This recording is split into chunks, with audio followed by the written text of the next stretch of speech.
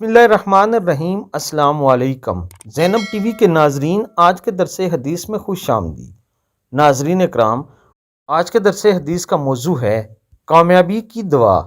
हस्बी अल्लाह ला इलाहा इल्ला हु अलैहि तवक्कलतु व हुवा रब्बुल अर्शिल अज़ीम।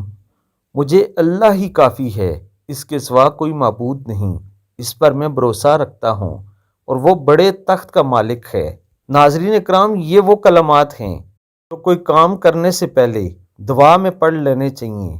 उलमा और मुफस्सरीन बताते हैं कि अगर नमाज फजर के बाद दुआ से पहले 7 दफ़ा ये कलमात पढ़ लिए जाएं तो इंसान के रिज़्क़ में बरकत होती है, उसकी ज़िंदगी में बरकत होती है, उसके काम काज में बरकत होती है और उसके लिए बेशुमार और फ़वाइद हासिल होते हैं।